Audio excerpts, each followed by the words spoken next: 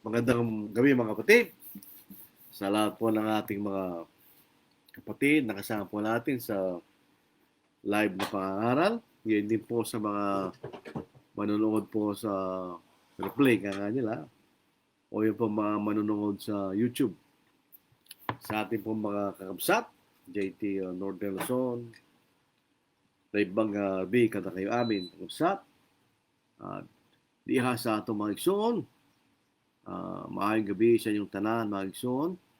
At sa ating po mga katugan sa Bicol Region, George Marhay na Banggi, sa Dugabos, sa Pangasinan, Santo Sialabi, doon po sa Isla de Carabao, Island Carabao Island, Maya de Gabi, dito po sa amin, Maya Pabing.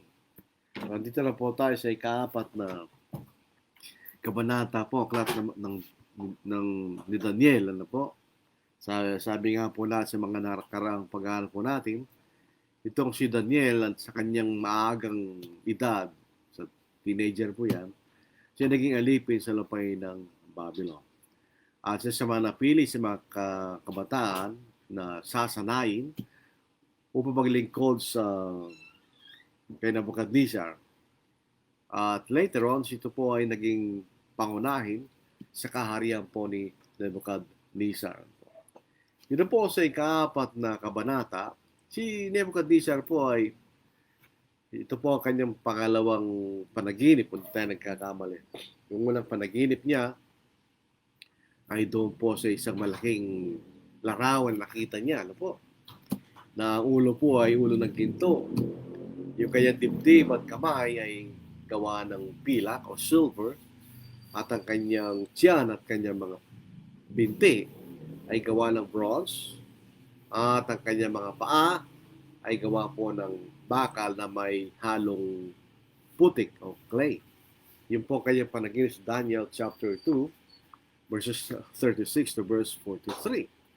Sa ating pag-aaral, ito po ay naglalarawan, nagsisimbolo ng apat na makapangyarihang kaharian o four world empires. Una-una, ang Babylon, Babylonian Empire, ang Medo-Persian Empire na sumunod doon sa Babylonian Empire, tapos yung Grecian or Macedonian Empire, at ang pinakahuli ang Roman Empire.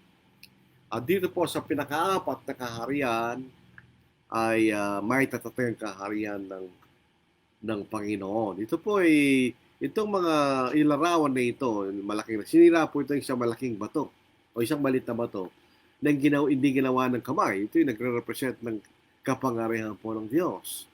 At sa ikaapat na kaharian ay naitatag ang isang kaharian na hindi magigiba kailanman. At ito po ay mawawala ng ibang kaharian na binanggit pero ito yung mananatili magpakailanman. Ito pong pangyayaring ito ay nagtudyok kay Aring Nebuchadnezzar upang purihin ang Diyos ni Daniel. So Daniel chapter 2 verse 47. So natutunan niya ang kapangyarihan ng Diyos ni Daniel, ang tunay na Diyos. Noong po sa ikatlong kabanata ng Daniel, bagamat pinupuri niya ang Diyos ni Daniel, ang tunay na Diyos, hindi pa rin nawawaglit sa kaisipan at kaugalian ni Nebuchadnezzar na siya sumamba sa mga Diyos-Diyosa. Katunayan, siya nagpagawa ng isang malaking larawan o ributo na gawa ng ginto. At kanyang inutusan ng lahat na sumamba rito at kung hindi, sila ipapatayin. So siya gawa ng ganong klaseng kautusan na nakita na sa ikatlong kabanata sa ikaapat ng ika-6 na talata. Ang tatlong batang lalaki na kaibigan ni Daniel, sina Shadrach, Meshach at Abednego, hindi sila sumamba. At sa ganun ay sila binulid sa isang hornong nagniningas, a fiery urn, fiery furnace, na inaasahan sila mamatay. Actually, hindi sila namatay. Sila naligtas, walang amoy na sunog, hindi sila nasaktan ng apoy kahit sa anong paraan. Again din, ang si Nebuchadnezzar ay kanya pinuri, ang Diyos ni Shadrach, Meshach, at Abednego. So, kinikilala ng ni Daniel, ni Aring Nebuchadnezzar, ang kapangyarihan ng Diyos ni Daniel, ni Shadrach, Meshach, at Abednego. Pero meron pa siyang dapat malaman. Sapagkat sa Daniel chapter 4, itong kabanatang ito, ay isang pangitain na ipinakita kay Haring Nebuchadnezzar. Nalalaman niya ng Diyos ni Daniel ay Panginoon ng mga hari. At ito ang tagapagpahayag ng mga lihim o revealer of secrets. Nalaman din ni Nebuchadnezzar ng Diyos ni Shadrach, Meshach at Abednego ay magliligtas sa kanyang mga lingkod. Pero ngayon, kailangan din niyang malaman ng Diyos, ang pinakamataas at hari ng langit. Siya po ay namumuno sa mga kaharian ng tao kasama ang kaharian ni Nebuchadnezzar. So ito po ang sa isang maiksing paglalarawan, ang paksa at aral na itong pangitain o panaginip na nakita ni Nebuchadnezzar sa ika-4 na kabanata. Magsimula na po tayo sa ating pag-aaral. Doon dito sa unang talata. Si Nebuchadnezzar na hari sa lahat ng bayan, mga bansa at wika na naninirahan sa buong lupa, naway sumagana sa inyong ang kapayapaan. Ito pong kabanatang ito ay di labang po para sa taga-Babylon. Ito ay kanyang isulat para sa lahat na naninirahan sa lupa kanya. Anong dahilan ng kabanatang ito? Para may pahayag ang mga tanda at kababalaghan ng Diyos na mataas at makapangyarihang Diyos. Ito nga po sa niyang bilanggit sa ikalawang hanggang ikatlong unang bahagi ng ikatlong talata. Inaakala ko mabuting ipahayag ang mga tanda at mga kababalaghang ginawa para sa akin ng kataas-taasang Diyos. Napakadakila ng kanyang mga tanda at makapangyarihan ang kanyang mga kababalaghan. Yun ang nakita niya doon sa ikalawang kabanata hanggang sa ikatlong kabanata. So, sabi na ito ay kanyang isinulat para maipahayag ang kadakilaan ng kataas-taasang Diyos. Na doon sa ikalawang bahagi ng ikatlong talata, ipinahayag niya na ang kaharian ng Diyos ay walang hanggan at ang kanyang pamamahala ay mula sa isang lahi hanggang sa mga lahi kanya. Dito nga po sa pangalang bahagi ng ikatlong talata. Ang kanyang kaharian ay wala hanggang kaharian at ang kanyang kapangyarihan ay mula sa saling lahi hanggang sa saling lahi. So kinikilala niya ang kapangyarihan ng tunay na Diyos. Pero meron siyang panaginip. Sapagkat, alam po niyo itong mga panaginip na ito, ay minsan sa aming radio program dati, may nag-request tungkol sa mga dreams or panaginip. Yung ba ating mga panaginip sa panahon na ito ay ganun din ang mga panaginip na nakita natin sa Biblia, panaginip ni Joseph, panaginip ni Nebuchadnezzar, panaginip ni Joseph sa Bagong Tipan. Yung ba yung hindi? Ito yung mga panaginip na galing sa Diyos. Ang ating mga panaginip ay mga natural na panaginip. Ito po mga panaginip natin ay nanggagaling sa ating kaisipan. Kaya minsan napakagulo niyan. May panaginip na halo-halo yung mga tao doon na di dapat magkasama. May mga taong patay na nakasamang buhay ng dapat hindi kasama. Kaya siyempre galing sa ating mga kaisipan. So dito po sa panaginip ni Nebuchadnezzar, ito yung siya po yung nabagabag at natakot sa panaginip na ito. At sana ang panaginip na ito sa ika-4 hanggang sa ika-5 talata hanggang ika-7.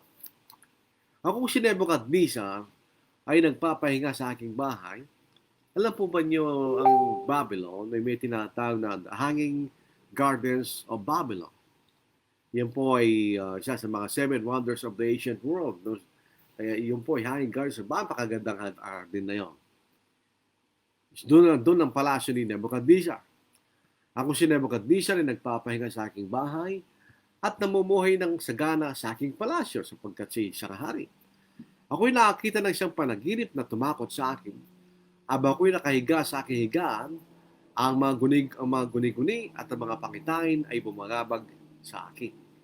So ito marahil ay isang panaginip na siyempre nakakatakot, di niya maintindihan. Kaya ito yung bumagabag sa kanya. So sinatakot at siya po ay nabagabag. Sabi nga po ng mga Batanggay, naligalig. Ganyan, naligalig. Dito po sa, pinatawag niya ngayon ng mga marununong wise men of Babylon para hihingi ng kahulugan ng panaginip. Katulad po sa Daniel chapter 2, hindi nila naibigay ang kahulugan ng panaginip. Ito mga sinasabi mga pantas sa wise men of Babylon. Ito po sa ika-6 ng 7 dala. Kaya pinagutos ko na iharap sa akin ang lahat ng pantas sa Babylonia upang kailang ipaalam sa akin ang kahulugan ng panaginip. Na magkagay dumating ang mga salamangkero, ang mga kantador, mga kaldeyo at mga hula at sinalisay ko sa kanilang panaginip. Ngunit hindi lang maipaalam sa akin ang kahulugan nito. Doon po si kalawang kabanata, pati yung panaginip ay inihingi ni Ari Nebuchadnezzar sa mga pantas.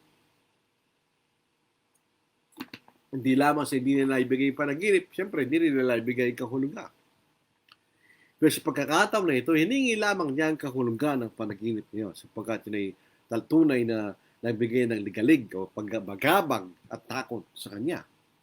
Mahal para magkaroon siya ng kapayapaan, gusto niya malaman ng kahulugan. Kasi siyempre sino ipapatawag niya? Si Daniel. Sapagkat meron na siyang karanasan tungkol kay Daniel dahil sapagkat doon sa ikalawang kabanata, hindi lamang sa naibigay niya yung panaginip kay Nebuchadnezzar, naibigay pa niya yung kahulugan. Kaya pinatawag po niya si Daniel itong kanyang takilang pagtitiwala sa kakayahan na ibinigay ng Diyos kay Daniel. Ika-8 na talata. Ngunit sa wakas, dumating sa harap ko si Daniel ng pangalay Belteshazzar ayon sa pangalan ng aking Diyos. At siyang kinaroon ang espiritu ng mga banal na Diyos. Isinasalaysay ko sa kanyang panaginip. Very interesting po ito. Ano po? Ito po salita ng mga Diyos. Ito po ay galing sa salitang Elohim. Itong Tagalog, isinasalin niyang literal na salin. Mga Diyos. Dito sa English ay God. Basahin niyo ang kakaiba. Very interesting po ito eh. Na nakikita natin yung nagsalin sa ang Biblia 2001. May pagkakataon na sinasalin po nila sa salitang Elohim in its literal form, mga Diyos. Talibas sa sinasabi ng ibang mga marunong na hindi na po totoo yun. Ngayon po sa 4 verse 9. Belteshazzar, chief of the magicians, because I know that the Spirit of the Holy God, ganyan, singular, is in you, and no secret troubles you, explain to me the visions of my dream that I have seen and its interpretation. Ito sa yung po nagsabi sa English, hindi nila binibigay literal na kahulugan. Dahil nalalaman nila na ang Diyos ay nagkakaisang Diyos. So sinasabi nila bilang singular.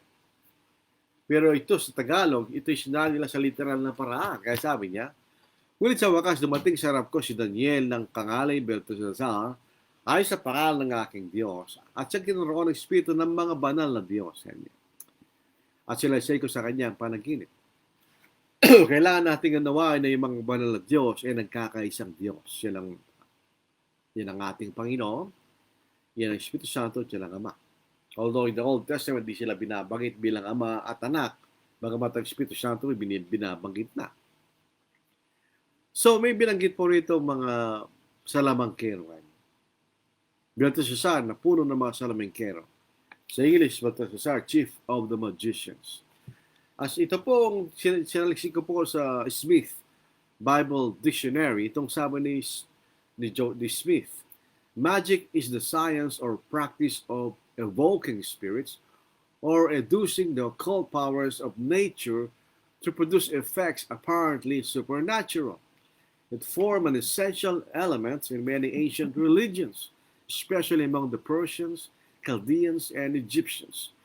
The Hebrews had no magic of their own. It was so strictly forbidden by the law that it could never afterward have had any recognized existence and save in times of general heresy or apostasy, and the same was doubtless the case in the patriarchal ages.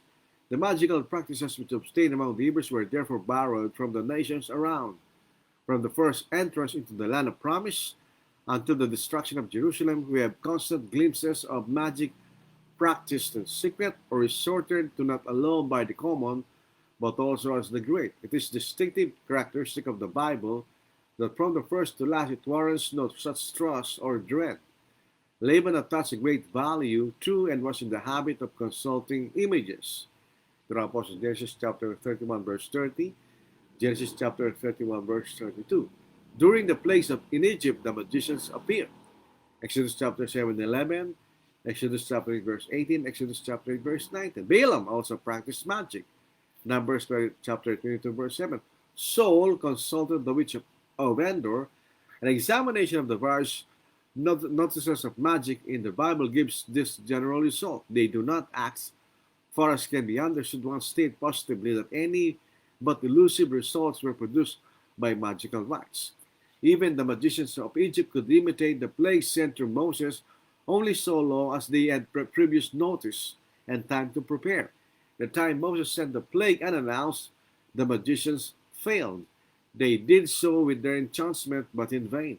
So in the case of the witch of Endor, Samuel's appearance was apparently unexpected by her. It did not come through the enchantments.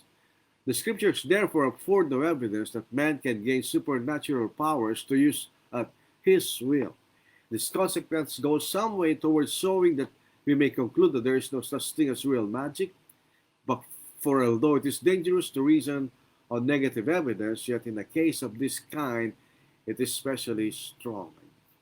So yun po sinasabi ni Smith Bible Dictionary sa tinatawag na magician. Maliwanag po na itong mga magician wala silang kapangyarihan dahil laberwa, hindi lang maipakita yung kahulugan ng panaginip. Kaya po tinawag ni Haring Nebuchadnezzar si Daniel. So tuloy po natin sa verses 10 to 17. Excuse me. Ngayon ay ganito mga pangitain sa aking pagkikisip. Aba ako'y nasa higaan, ako'y nakatingin at narito may isang punong kahoy. Sa gitna ng lupa, ito'y napakataas. Ang punong kahoy lumaki at naging matibay, at ang tuktok nito'y umabot hanggang sa langit. At ito'y natatanaw hanggang sa dulo ng buong lupa. Ang mga dahon nito'y magaganda at ang bunga nito'y marami, at do'y may pagkain para sa lahat. Ang mga hayop sa parang ay may lilim sa ilalim nito, at ang mga ibon sa ipapawid ay nagpupugad sa mga sanga nito, at ang lahat na tao ay pinakatay mula roon. Aking nakita sa mga pangitay sa aking pag-iisip, habang ako'y nakahigan sa aking higaan, at nakita ko isang bantay, isang banal ang bumaba mula sa langit. So sumigaw ng malakas at nagsabi ng ganito, ibuwal ang punong kahoy at putulin ng kanyang mga sanga, lagasin ang mga dahon at ikalat ang kanyang mga bunga, paalisin ang mga hayop sa ilalim nito at ang mga ibon sa kanyang mga sanga. Gaymay yung iwan ang tuhod ng kanyang maugat sa lupa. Nagkapos ng bakal at tanso sa gitna ng murang damo sa parang. Ayagan siyang mabasa ng hamog ng langit.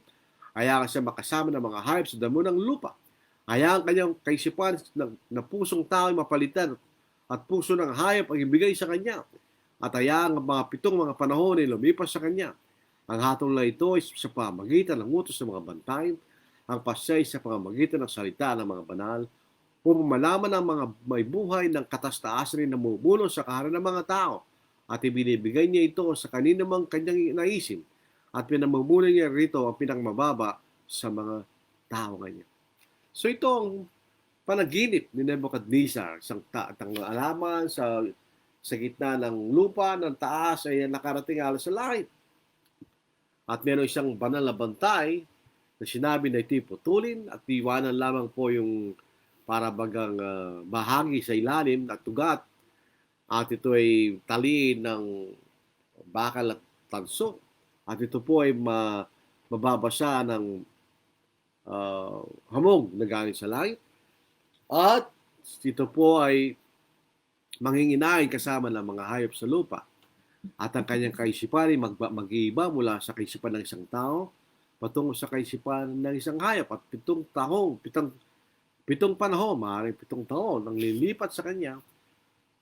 Yun ang naging panaginip ni Nebuchadnezzar, po.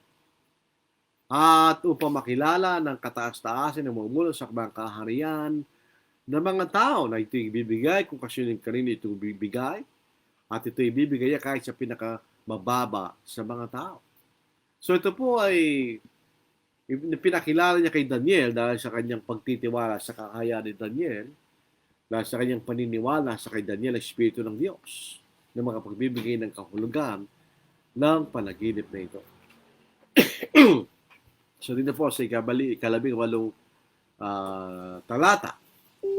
Akong si Ari Nebuchadnezzar ay nakakita ng panaginip na ito, at ngayon ikaw, Belteshazzar, ipahayag mo ang kahulugan, sapagkat lahat ng pantas sa aking kaharian ay di makapagpapahayag sa akin ng kahulugan, ngunit magagawa mo sapagkat ang Espiritu ng mga banal na Diyos ay nasa iyo. So ngayon, muli, Espiritu ng mga banal na Diyos. Plural po, yun po ay Elohim. Ano po? Ano ba ang kahulugan ng kanyang panaginip? Nung ito ilahad ni Nebuchadnezzar kay Daniel, si Daniel ay nabahala. Ibig sabihin, ay itong panaginip na ito, ang kahulugan ay hindi mabuti para kay Nebuchadnezzar. Sa katunayan, si Daniel ay namangha, mula bigla, at siya rin nabagabag rin sa panaginip. At ninais niya sana na ito ay maibigay sa mga kaaway ng hari. Dito po sa ikalabing-siyam na talata, na magkagayon si Daniel ay na tinatag na Belteshazzar ay sandaling nabagabag at ikinatakot niya ang nasa kanyang kaisipan. Sinabi ng hari, Belteshazzar, huwag kang magbagabag dahil sa panaginip o sa kahulugan. Si Belteshazzar sumagot, aking Panginoon, ang panaginip naway para sa napuput sa iyo, at ang kahulugan ito ay mangyari nawa sa ibang kaaway. So, ibig sabihin, sa ganitong tono ng pangungusap ni Daniel, nakakatakot ang kahulugan ng haring ito as far as Nebuchadnezzar is concerned. Na ininanais na sana ito mangyari hindi kay Nebuchadnezzar, kundi sa kanya mga kaaway. Unfortunately, ang panaginip na ito ay para kay Nebuchadnezzar. Basahin po natin. Ito po ang mababasa natin. Ang punong kahoy na nakita na tumubo at naging matibay, sa verse 20 hanggang verse 26. Ang punong kahoy na nakita na tumubo at naging matibay, ng taas imabot sa langit, at ito natatanaw sa buong lupa, na mga dahon mga ganda at mga bunga nito ay marami, at naging pagkain para sa lahat. Na sa lilim nito ay tumitira mga hayop sa parang, at sa kanyang mga sangay dumadapo ang mga ibon sa impapawid. Ikaw yon, O Hari, na naging napakalaki at matibay. Ang iyong katakilaan ay lumaki at tumabot hanggang sa langit, at ang iyong kapangyarihan ay hanggang sa dulo ng lupa. Yaman nakita ng haring siyang bantay at siyang banal na bumababa mula sa langit na nagsasabi, ibuwal ninyo ang punong kahoy at imo sa akin. Ngunit itira ninyo ang tuhod na maugat nito sa lupa, nagapos ng bakal at tanso sa sariwang damo sa para. Bayang mabasa sa samong sang langit at makasama siya ng mga hayop sa parang hanggang sa buong 7 panahon ay lumipas sa kanya. Ito ang kahulugan ng hari. Ito ang utos ng kataas-taasan na sumapit sa aking Panginoong Hari. Ikaw ay palalayasin mula sa mga tao, at ang iyong tahanan ay kasama ng mga hayop sa parang. Ikaw ay pakakainin ng damo na gaya ng mga baka, at mababasa ka ng habog ng langit. 7 panahon ang lilipas sa iyo hanggang sa iyong malaman na ang kataas-taasan ay namumuno sa kaharian ng mga tao at ibinibigay ito sa sinumang may ibigan niya. At kung paanong iniutos na iwan ng tuhod ng mga hugat at kahoy, ang iyong kaharian ay magiging tiyak para sa iyo mula sa panahon na iyong malalaman ng langit ang namumuno. So ito po ay kaparusahan kay Haring Nebuchadnezzar, sapagkat siya po ay nagmamataas. Na para bagang kanyang kapangyarihan galing sa kanyang sariling kaparaanan at hindi sa Diyos. So in other words, itong karimari-marim na mangyayari kay Haring Nebuchadnezzar, siya palalayasin sa kanyang kapangyarihan. Siya magiging parang isang hayop at kakain ng damo gaya ng baka. At siya mababasa ng damo sa langit. Ang 7 panahon ang lilipas, maaaring nahulugan 7 taon, di natin alam, hanggang sa makilala niya at tanggapin niya ng Diyos sa langit ang namumuno sa kaharian ng mga tao. Yun ang makikita natin. Bakit kaya ginawa ito ng Diyos? Kay Haring Nebuchadnezzar. Dito po sa verse 27, ang payo po ni Daniel sa hari maging matuwid at magpakita ng kaawaan. Isipin po natin si Hari Nebuchadnezzar napakabagsik nung di maibigay ang kahulugan at panaginip ng mga banta sa Babylon sa Daniel chapter 2, sila pinatay. So gusto patayin o pinatay. Kaya sabi ni Daniel, ang kanyang payo ay siya'y maging matuwid. In other words, sumunod sa kalooban ng Diyos at magpakita ng kaawaan. Sa verse 27, kaya to hari, tanggapin mo na ang aking payo. Putulin mo na ang iyong mga kasalanan sa pamagitan ng paggawa ng katwiran at ang iyong mga kasamaan sa pamagitan ng pagpapakita ng kaawaan sa naapi upang umaba pa ang iyong kasaganaan. So yun ang payo niya. In other words, yun nagre-reflect sa karakter ng Nebuchadnezzar. Siya makasalanan. So siya hindi matuwid. At siya po ay mabagsik. So ito'y kanyang pinayo na alisin siya putulin ng kanyang kasalanan sa pamagitan ng paggawa ng katwiran at ang kanyang kasama sa pamagitan ng pagpapakita ng kaawan sa naapi upang ang kanyang kapangyarihan ay umaba pa kanya. So kailan natupad itong kailan matutupad itong panaginip na ito? Sa verse 28, verse 29, lahat ng ito'y nangyari sa hari si Nebuchadnezzar. Sa katapusan ng 12 buwan, siya'y lumalakad sa bubungan ng palasyo ng hari ng Babylonia. So ito'y nangyari kay Nebuchadnezzar after 12 months na ito'y sinabi sa kanya, ito'y mangyayari sa kanya.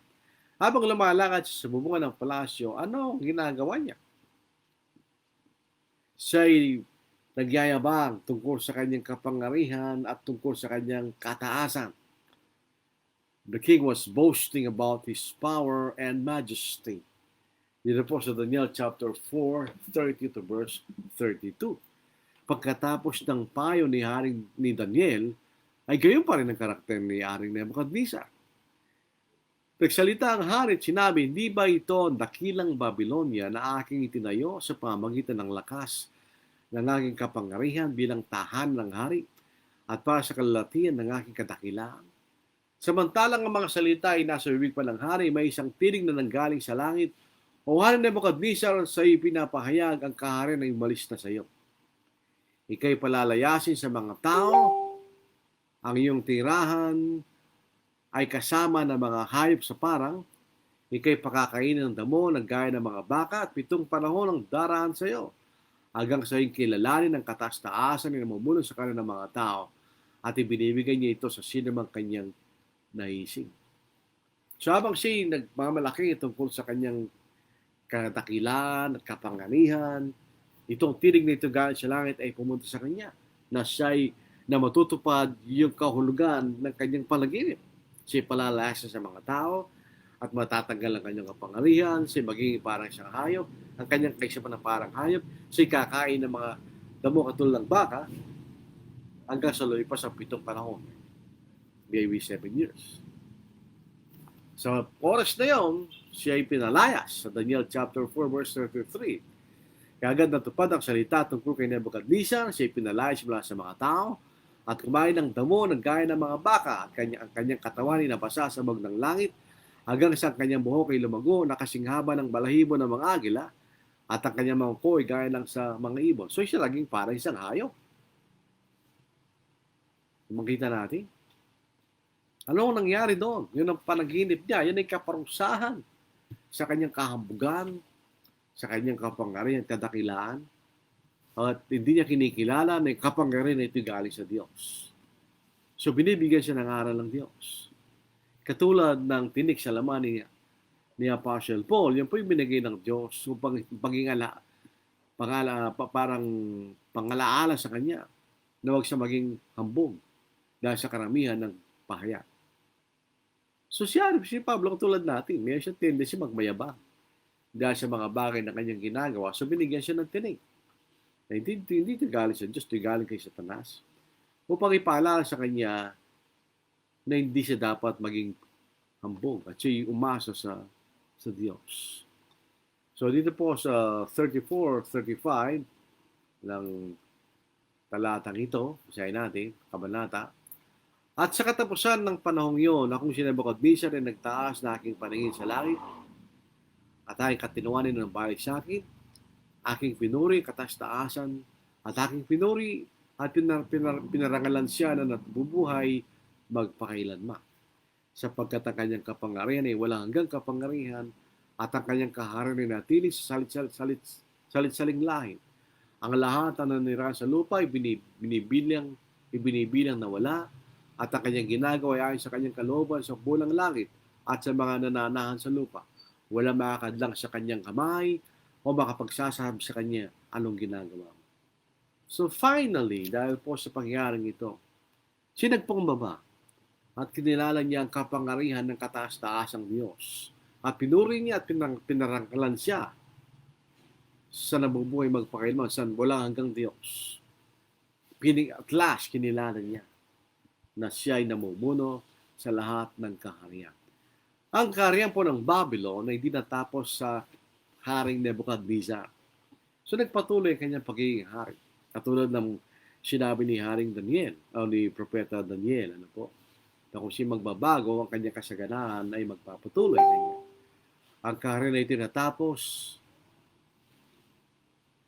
ang kaharian ay tinatapos sa kanyang anak at di kay Nebuchadnezzar. So oras na kinilala po niya ang kapangyarihan po ng Diyos, numbalik ang kanyang dating kalagayan.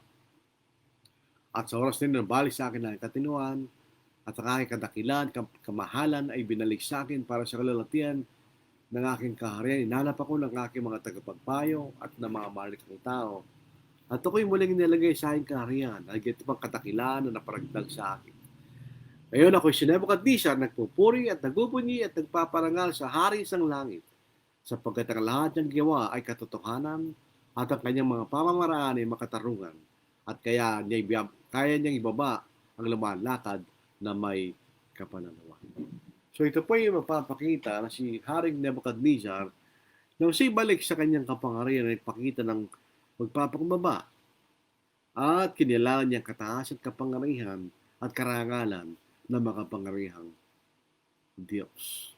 So natutunan niya ang Diyos sa langit ay namumuno sa kaharian ng mga tao. Alam po ninyo, siyang ating Panginoon ay nakaharap kay Pontius Pilate. Yan din ang sinabi ng ating Panginoon, di ba? Dito sa John chapter 18, ano po?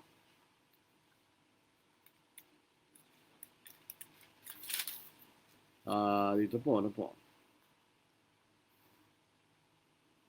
Nung sabihin niya na ang ibinigay sa kanya, ang kanyang kapangyarihan, kanya. Ang nagbigay sa iyo ay ang Diyos, kanya. Sabihin, pati si Pontius Pilate, ang kanyang kapangyarihan ay galing sa Diyos. Sabihin po natin na po.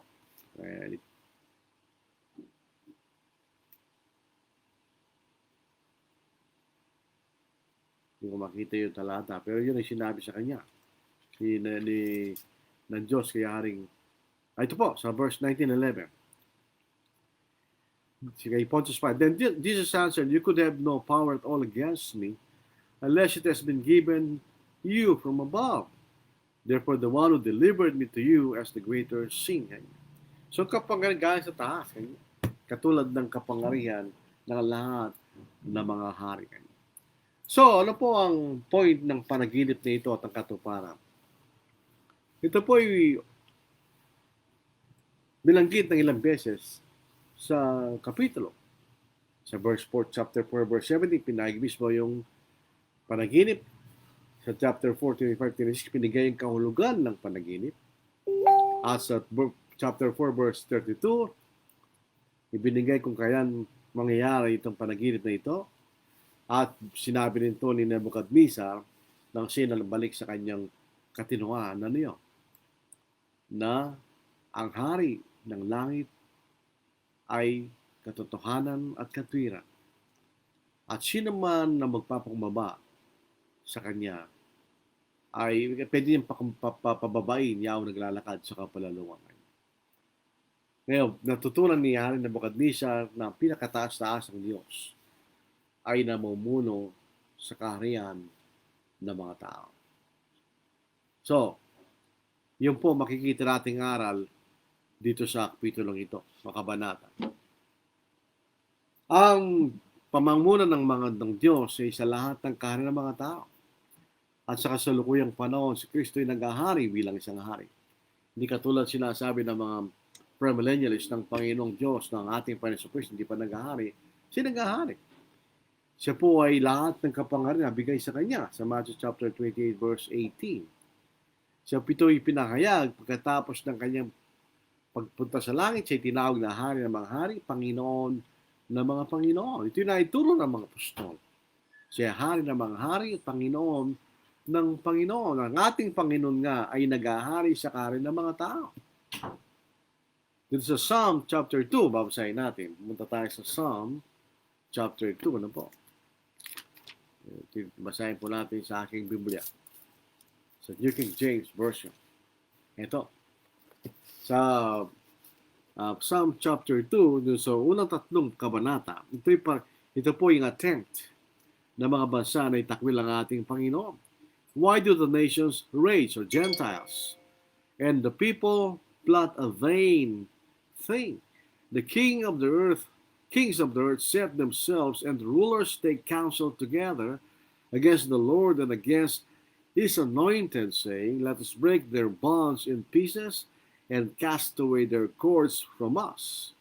So sila'y nag-a-attempt na takwil ang Panginoon. Pero sa gitna po ng kailang efforts, naging hari ang Panginoon. Sa 4-6, He who sits in the heavens shall laugh. The Lord shall hold them in derision. Then He shall speak to them in His wrath, and distress them in His deep displeasure. Yet I have set my king on my holy hill of Zion. I will declare the decree. The Lord has said to me, you are my son, today I have begotten you. Ask of me, and I will give you the nations for your inheritance, and the ends of the earth for your possession. You shall break them with the rod of iron. So, mayroon siyang kapangyarihan sa mga bansa. You shall dash them to pieces like a potter's vessel.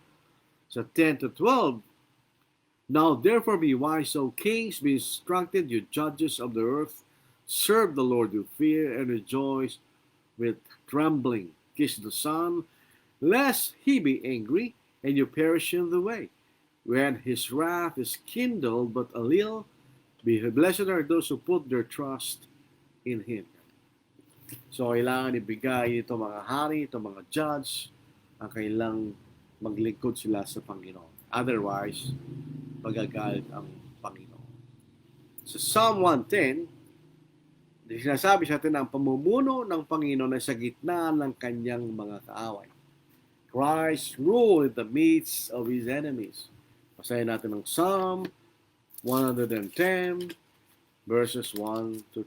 Ito po, mababasa natin. The Lord said to my Lord, ilang Panginoon yun? Dalawa, di ba? Parang naging isang person ng Diyos. Sit at my right hand till I make your enemies your footstool. The Lord shall send the rod of your strength out of Zion, rule in the midst of your enemies.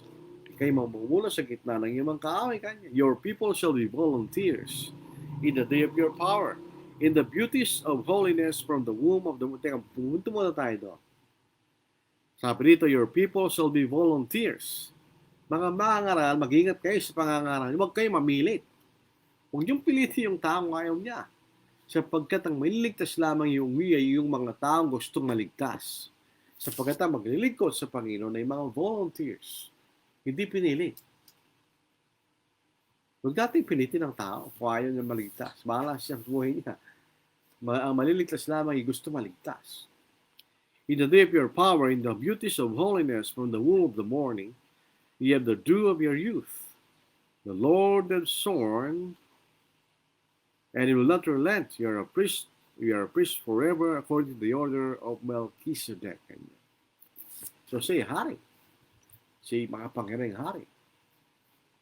Sinatulan niya ang mga bansa.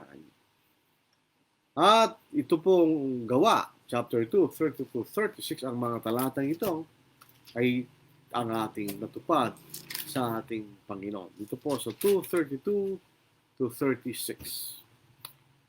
This Jesus God is raised up, of whom we are all witnesses.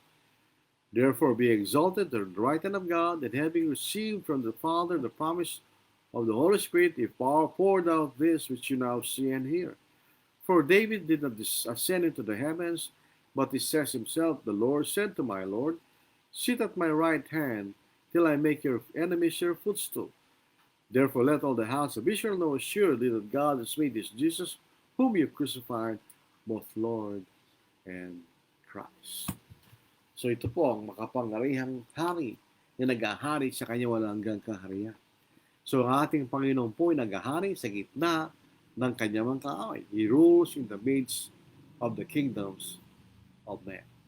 Tandaan po natin, itong mga kasalukuyang namamahala, ang kapangyarihan po nila ay galing sa Diyos, sapagkat sila lingkod ng Diyos sa kabutihan. Sa Romans chapter 13 verses 1 to 4.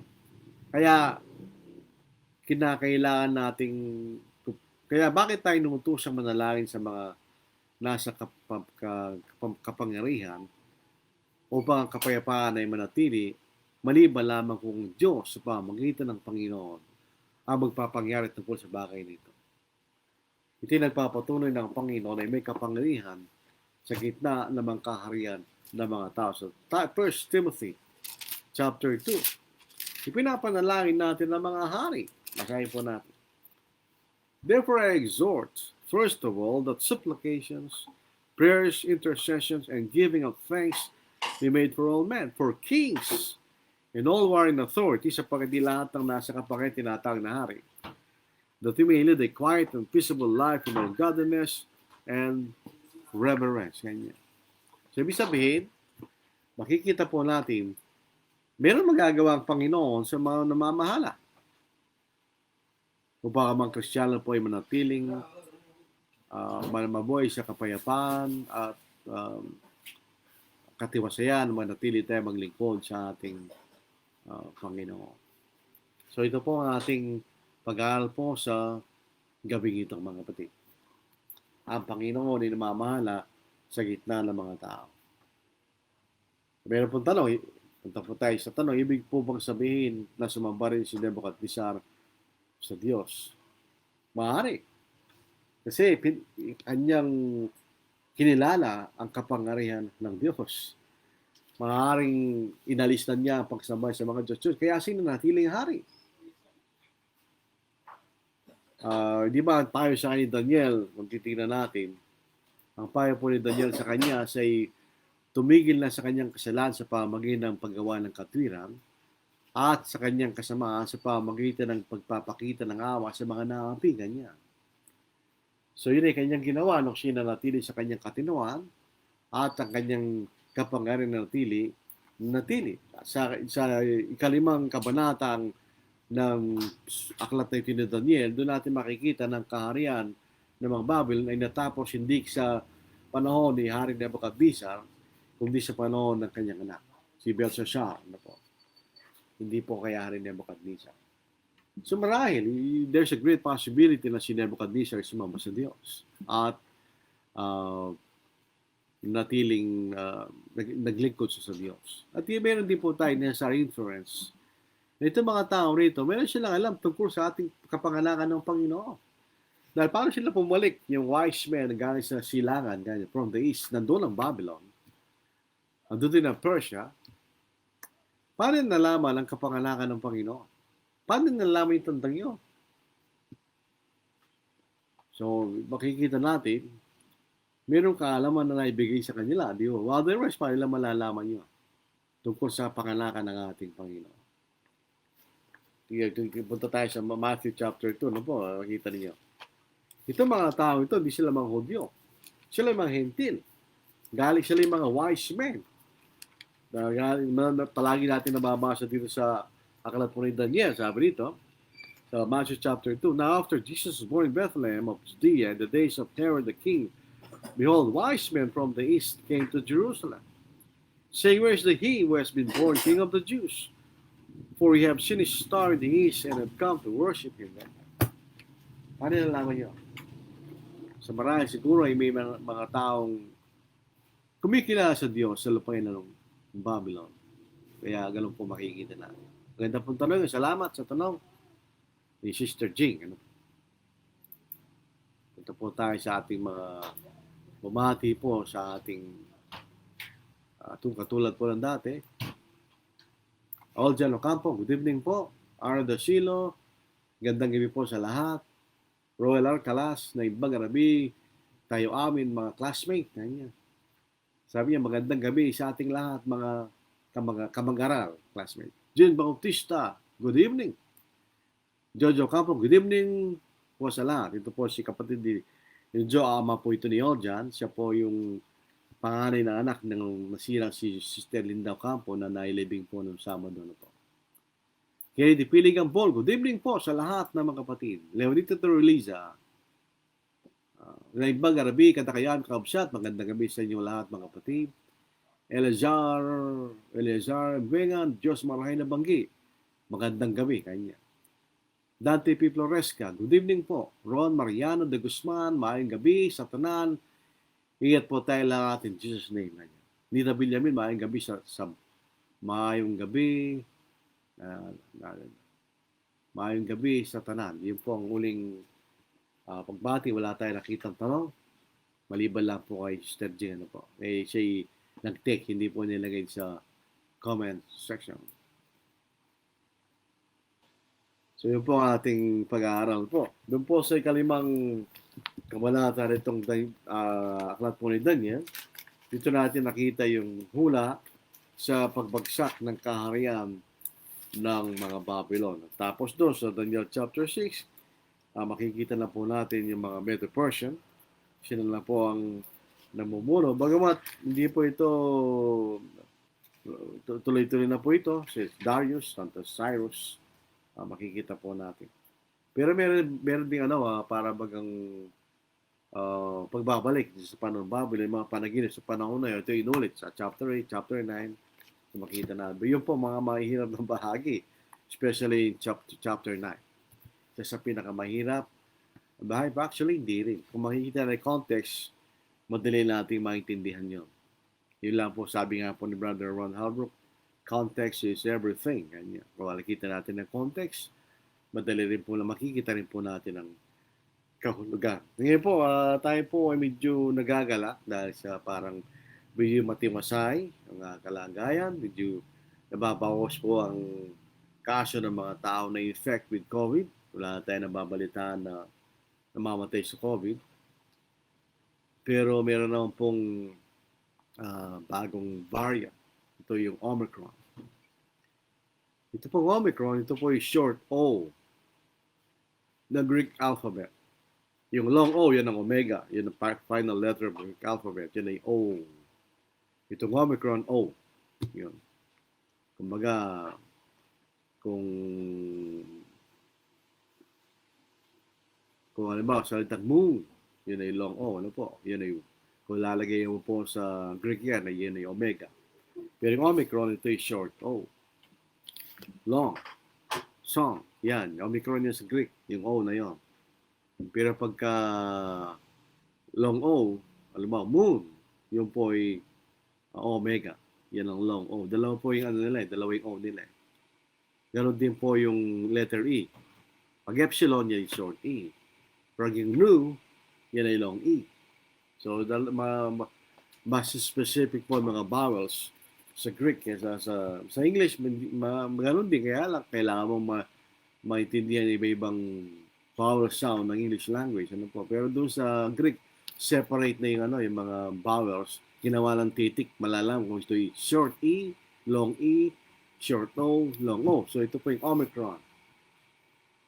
Short O ng Greek, ano po, yun po yung lumalang pa sila, alpha, beta, omega, delta, epsilon. Lumang pa sila, naging Omicron. So, Hindi natin alam bakit lumampas sila. Dapat merong alpha, beta, gamma, delta, epsilon. Hindi lumampas sila eh. Anyway, mag-ingat pa rin tayo kasi mas nanura po ito eh. Allegedly, hindi pa natin alam, hindi pa sure. Pero ito'y mas nakakahawa kaysa sa Delta variant. Hindi pa natin alam. So, mag-ingat pa rin tayo. Ibinig. So, balik po tayo sa tanong, ano po, kung sumamba si Nebuchadnezzar. By necessary inference, meron marahil meron din pong ilan sa mga Gentiles ang nagpatuloy sa katapatan sa Diyos. Hindi natin alam yun eh. Hindi lang naman po mga Hudyo ang maaaring naligtas sa pamagitan dugo ng ating Panginoon. Tingnan po sa Nineveh. Di ba pinapunta ng Diyos si Jonah sa Nineveh? Yan ang capital ng Assyria. Kapag sila magsisi. At galit na galit si Jonah. Ayaw niyang pumunta raw. Bakit ang pupunta doon? Kanya. Dahil siyempre meron silang kaisipan na sila lamang ang bayan ng Diyos. At yung mga Syrians sa Nineveh, ito yung mga tao hindi sumasamba sa Diyos. So bakit siya pupunta raw? Kanya. Pero sila po ay pinapunta ng Diyos si Jonah doon. At nagigyan siya ng isang talinhaga sa pamamagitan ng isang halaman na biglang lalanta at nagalit si Jonah. At bigla mo pinalanta kanya yung halaman. Sabi niya, ganyan din kanya yung mga tao kung nanghihinayang ka kanya sa halamang nalanta, nanghihinayang ako sa mga tao sa Nineveh kanya. Tingnan po nyo rito sa Jonah, sa chapter 3. Now the word of the Lord came to Jonah the second time, saying, Arise, go to Nineveh, the great city, and preach to it the message that I tell you. So Jonah rose and went to Nineveh according to the word of the Lord. Now Nineveh was an exceedingly great city, a 3-day journey in extent. And Jonah began to enter the city on the first day's walk. Then he cried out and said, Yet 40 days, and Nineveh shall be overthrown. So the people of Nineveh believed God, proclaimed a fast, and put on sackcloth, from the greatest to the least of them. Then the word came to the king of Nineveh, and rose from his throne, and laid aside his robe, covered himself with sackcloth, and sat in ashes. And caused it to be proclaimed and published throughout Nineveh by the decree of the king and nobles, saying, Let neither man nor beast, herd nor flock taste anything. Do not let them eat or drink water, but let man and beast be covered with sackcloth, and cry mightily to God. Yes, let everyone turn from his evil way and from the violence that is in his hands. Who can tell if God will turn and relent and turn away from his fierce anger, so that we may not perish? And God saw their works, that they turned from their evil way, and God relented from the disaster that he had said he would bring upon them, and he did not do it. But it displeased Jonah exceedingly, and became angry. So he prayed to the Lord and said, Lord, was not this what I said when I was still in my country? Therefore I fled previously to Tarshish, for I know that you are a gracious and merciful God, slow to anger and abundant in loving kindness, one who relents from doing harm. Therefore now, O Lord, please take my life from me, for it is better for me to die than to live. Then the Lord said, Is it right for you to be angry? So Jonah went out of the city and sat on the east side of the city. Then he made himself a shelter and sat under it in shade, till he might see what would become of the city. And the Lord prepared a plant and made it to come over Jonah, and it might be shed for his head to deliver him from his misery. So Jonah was very grateful for the plant. But as the morning dawned, the next day God prepared a worm, and so it damaged the plant and it withered.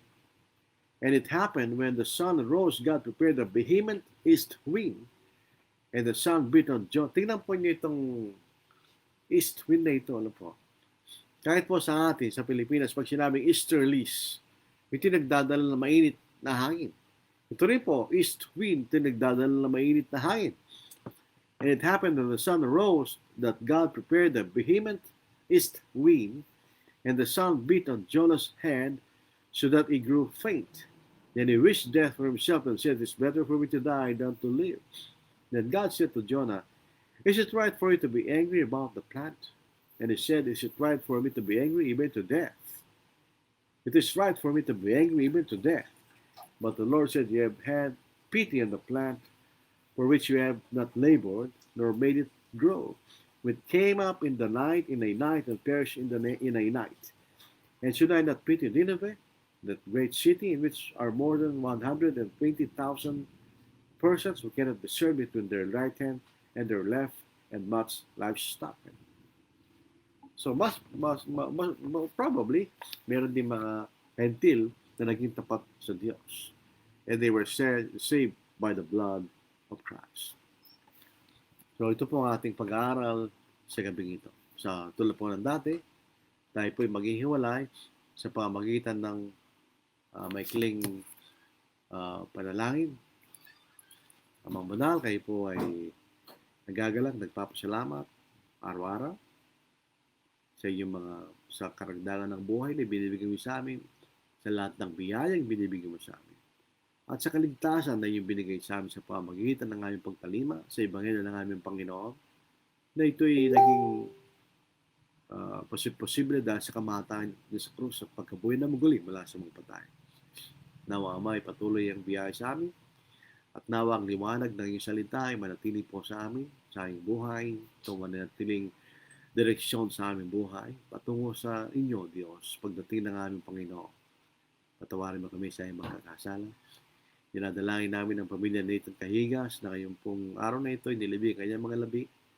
At yun din po pamilya Sister Linda na binibigyan ng Sabado na sila'y manatili matiwasay at tayo manatili maglingkod sa inyo, Diyos. Yamang alam namin na ang paghiwalay na yun pasamantala lamang at magkikita-kita pagdating ng aming Panginoon o pagdaling kami sa tahanan yun yan na ihanda para sa amin manatilang magpakilaman at makasama ka namin magpakailanman. Patawarin mo kami sa iyong pagkakasala at ang mga bagay ito ay aming hinihingi, dakilang pangalan ng Kristo. Amen. Bukas po sa Biyernes o Miyerkules, Daniel chapter 5 ang ating pag-aaralan. Maraming salamat po. Ingat pa rin po tayo. Pero na pong bagong threat ng isang variant ng COVID, Omicron. Stay safe.